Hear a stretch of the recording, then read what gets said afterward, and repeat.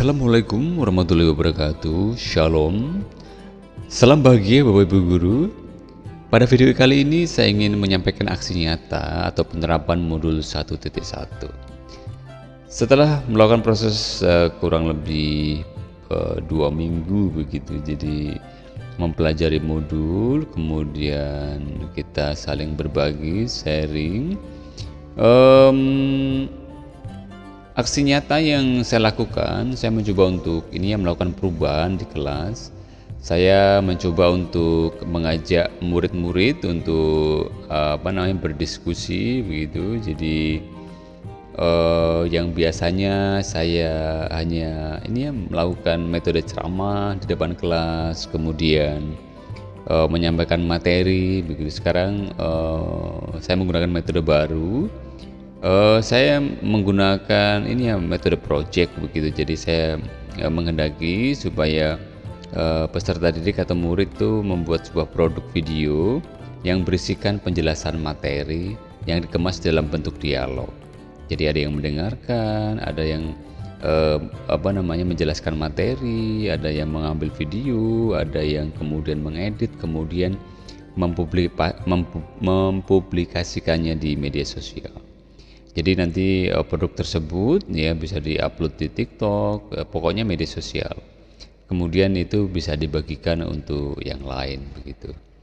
Jadi selama melaksanakan proses perubahan memang awalnya terasa canggung karena memang belum terbiasa begitu ya, terutama dalam kerja kelompok begitu. Ada yang Pak, kami saja yang membagi kelompoknya berdasarkan keinginan mereka, tapi ada banyak juga yang Pak Guru aja lah yang bagi gitu. Jadi mungkin supaya mereka nggak pilih-pilih begitu ya. Jadi kemudian saya membagi secara random, secara acak.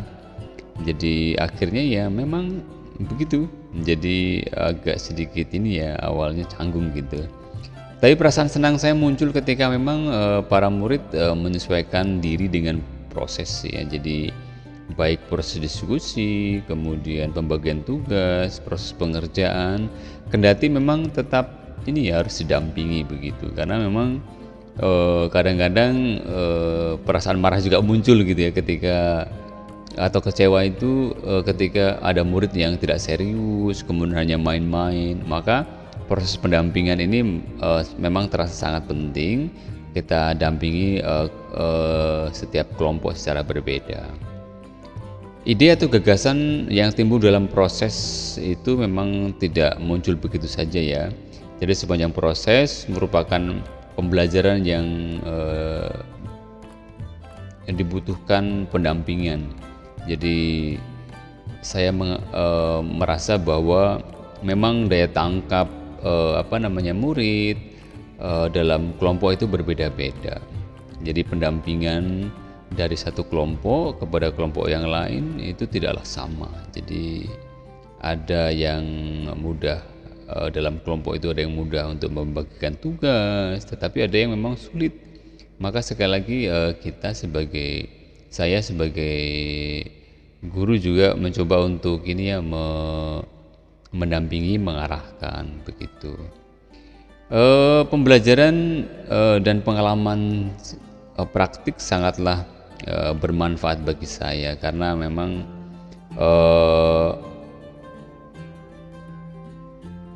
murid ternyata memang lebih memilih atau lebih senang menggunakan metode baru ini dalam pembelajaran, yaitu menggunakan video begitu, membuat video. Menurut mereka pembelajaran demikian lebih menyenangkan. Nanti di akhir video ini akan saya tampilkan testimoni dari anak-anak, dan saya juga tampilkan nanti proses diskusi yang mereka lakukan begitu. Jadi catatan penting lain adalah bahwa murid tetap harus didampingi dalam proses pembelajaran, karena untuk membantu murid untuk cepat menemukan solusi dalam kelompok jika mengalami kendala, dan juga supaya proses pembelajaran dapat terarah dan sesuai dengan yang diharapkan. Jadi memang tanpa pendampingan saya kira nanti mereka mungkin bisa saja tidak selesai, karena memang kadang-kadang ada yang cepat ya untuk membagi kelompok gitu, tapi ada yang memang sulit gitu, harus tanda kutip dipaksa begitu. Jadi demikian Bapak Ibu Guru untuk praktik untuk penyelesaian modul aksi nyata 1.1. Demikian, Shalom, wassalamualaikum warahmatullahi wabarakatuh. Salam bahagia untuk Bapak Ibu Guru hebat. Jadi anak-anak, untuk materi kita sakral pengharapan orang sakit. Jadi kan ini udah Pak Tamta bagi ke dalam kelompok-kelompok tadi ya. Kita ada yang cewek ada 3 kelompok, yang cowok ada 2 kelompok. Nah sekarang silakan untuk dibagi sesuai dengan kemampuan kalian masing-masing. Kan ini tugasnya membuat video nih, nanti silakan bagi untuk siapa yang menerangkan, terus siapa yang mau edit video gitu ya. Nah, silakan dimulai diskusinya untuk membagi tugas. Kan kita dapat tugas nih dari Pak Tamta membuat video tentang materi pengelolaan sakit. Jadi kita bagi tugas ya. Aku jadi penerang, aku jadi pendengar 1, aku jadi pendengar 2 aja deh. Aku sama kayak jadi pendengar.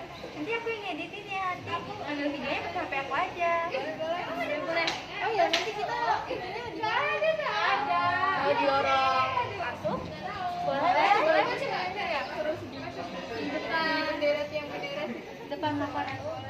Di depan lokoran juga ya. Sama di tangga-tangga situ bagus kan? Iya, boleh.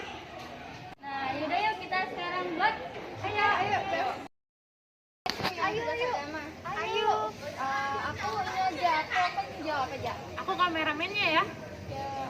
Aku mendengar 1. Ya, aku mendengarkan, aku juga mendengarkan. Aku ngedit. Aku apa ya kira-kira? Kita jawab aja. Oke deh di sini aja. Kita bikin videonya di sini aja yang mau sini. Oke. Kita buat nanti. Ya buat. Ya Kak. Udah, pena nanti kira-kira. Nah menurutmu? Video. Ya video. Gue penanya di bagian mana? Sedolan lah. Oh, malah dolanan. Kampung kan dolanan. Terus akeh dolanannya apakah belajarnya nek ngono kuwi? Belajar itu yo orang edit sih. Nah. Terus kowe keahlianmu ngedit memang. Terus yang nerangke sapa iki? Video Glenn karo Cahyo. Oh. Kowe ngopo kok waktu kowe milih video ke? Mas ngomong kok. Malah ngomong. Terus? Yo Mas ngomong wae. Terus kowe iso ngedit, liyane gak iso ngono? Iya. Heeh. Terus apa meneh? Wis. Jadi sing bagi tugasnya piye? Siapa yang bagi? Apa milih dewe-dewe? Milih dhewe. Oh, kowe langsung milih aku video ngono. Heeh. Terus yang terakhir siapa? Yang terakhir ki Cahyo. Apa deh bagian apa deh? Deh bagian apa? Yang bocor. Oh, boco. Ya wes lah nang. Sekarang kan kita sudah ini ya belajarnya model lain lah ya. Biasanya kan Pak menerangi di depan kelas. Terus sekarang itu Gak apa-apa. Iya, nggak usah ulang-ulangan. Nanti Pak Tamtam potong. Nah, kamu lebih milih pembelajarannya di mana? Kayak kemarin itu apa di kelas? Lebih milihnya kayak buat video berkelompok. Kenapa? Ya karena lebih asik sih. Lebih asik. Lebih seru. Capek juga kalau nulis. Kalau Terus kemarin itu mudah nggak membagi tugasnya gitu? Mudah, Pak. Mudah ya? Mudah. Terus kendalanya apa kalau pembelajaran kayak gitu? Tapi ada nggak yang nyantol di kepala sih yang materi kemarin? Ada nggak? Aku ada. Ya kadang ada Pak. Kayak simbol pokok, pengelolaan sakit. Berarti ada yang nyantol lah ya? Ada. Terus menurut kalian ini kalau pembelajarannya model seperti itu, nanti ini nggak maksudnya banyak teman-teman menurut cerita teman-temanmu ya, yang itu kira-kira mereka juga suka model kayak gitu atau yang Kayaknya yang suka, ada enggak? Iya, kan ada anak yang sok-sok gitu. Nggak mau kalau di foto video ada kamera kayak gitu loh akhirnya ya. Emang ada yang anti kamera ya? Ada ya. Ada. Tapi kok mood kita lebih Iya, sukanya lebih yang suka buat video buat daripada video nulis. kelompok, Pak. Oh gitu ya. Betul, betul. Ya lain kali mungkin pembelajarannya akan seperti itulah ya. Iya, Pak. Malah enggak ya.